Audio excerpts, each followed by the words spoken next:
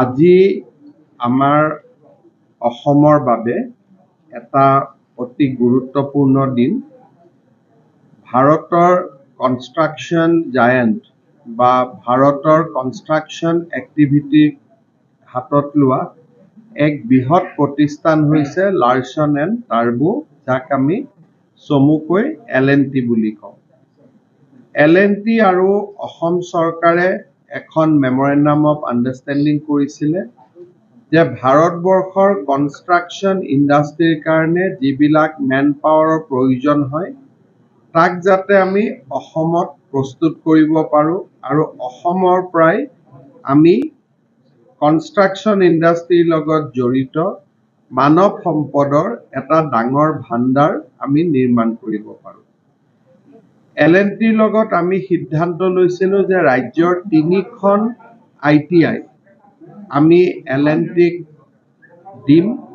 তেওঁলোকে তাক আপগ্ৰেড কৰিব, নতুন নতুন ইকুইপমেণ্ট আনিব আৰু তাৰ পৰা খুব সুন্দৰকৈ যাতে নিৰ্মাণ সম্পৰ্কীয় মানৱ সম্পদ নিৰ্মাণ হয়, তাৰ বাবে L&Tয়ে এই ITI-সমূহ সুন্দৰভাৱে পৰিচালনা কৰিব।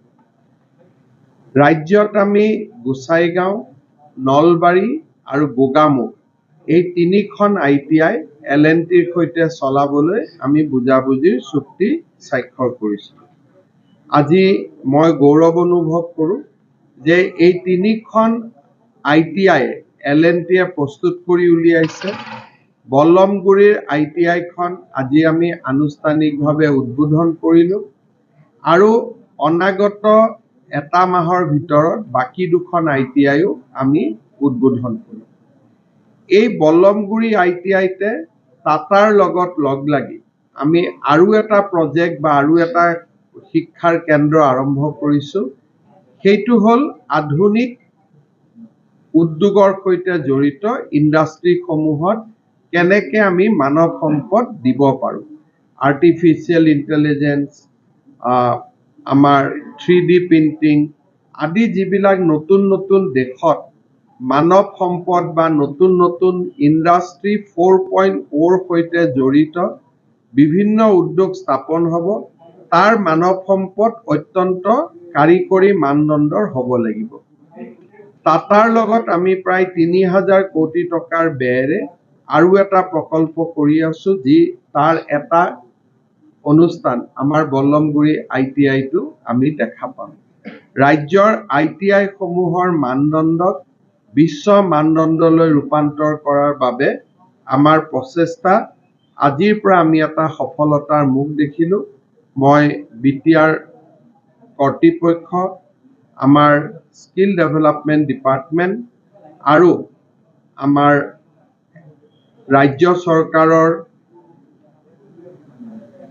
বিভিন্ন বিভাগৰ বিষয়াসকল আৰু লাৰ্ছন টাৰ্বোক মই তেওঁলোকৰ বদন্যতাৰ বাবে ধন্যবাদ জনাইছোঁ।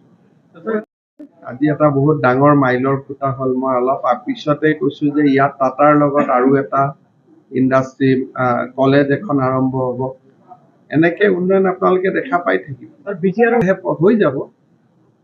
3 বছৰ আগতো চৰকাৰেই হোৱা নাই দেখোন। চৰকাৰে 3 বছৰত ভৰি দিয়া নাই।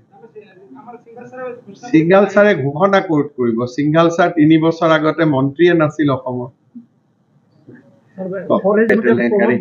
মই যিমান জেগাত যাওঁ মই ভাল বস্তু বিচাৰি থাকোঁ। কেলেংকাৰী বিচৰা কাৰ সাংবাদিকৰ, ভাল কাম বিচৰা মোৰ কাম। মই ক'ত ল'ৰাই 1st ডিভিজন পাইছে মই নাজানো এইবিলাক বাবা। আমি য'তে যাওঁ তাতে বিচাৰোঁ ক'ত ছোৱালীৰ বিয়া 19 বছৰৰ তলত বন্ধ হৈছে, ক'ত ল'ৰাই মেট্ৰিকত ভাল ৰিজাল্ট কৰিছে, ক'ত কিবা ITI হৈছে। মোৰতো কাম ভাল বস্তু বিচাৰি থাকা। মই এইবিলাকত সোমোৱা মোৰ এইবিলাকৰ ওপৰত একদম আইডিয়া নাই। মোৰ যিখিনি কাম অৰুণোদয় দিব লাগে, কিবা দিব লাগে, ৰাস্তা ঘাট বনা, মোৰ কামতে মই ব্যস্ত। আপোনালোকে সাংবাদিক হ'ল নে ৰাইজৰ প্ৰতিনিধি হ'ল? যদি ৰাইজৰ প্ৰতিনিধি মোক এখন স্মাৰক পত্ৰ দিয়ক, তেতিয়া মই পঢ়ি বুজি ল'ব পাৰিম। যদি আপুনি মই নাজানা কথা এটা ফটক কৰি আনি মোৰ মুখত কৈ দিয়ে, মই কি উত্তৰ দিম আপোনালোকে কওকচোন? কৈ কি লাভ হ'ব মোৰ? সেইটোৰ পৰা লাভ কি হ'ব? আপোনালোকে যদি কোনোবা ভাল কেণ্ডিডেটৰ নাম দিয়ে দিব, হয় নহয়? বিজেপিয়ে থাকিবই ভেন চাৰ্জ। যি চুক্তি মতে তেওঁলোকৰ এটা প্ৰাধিকৰণৰ কথা আছিল, এই বিষয়ে আপুনি কিবা পদক্ষেপ এইটো বিষয়ে আন্দোলনকাৰীসকলে সুধি থাকিব আৰু তেওঁলোকৰ লগত পাতি আছো নহয় যোনে চুক্তি স্বাক্ষৰ কৰিছে। আপোনালোকৰ পৰা কি পদক্ষেপ ল'ব? যিবিলাকে চুক্তি স্বাক্ষৰ কৰিছে তেওঁলোকৰ লগত এইটো পাতিয়ে থাকো।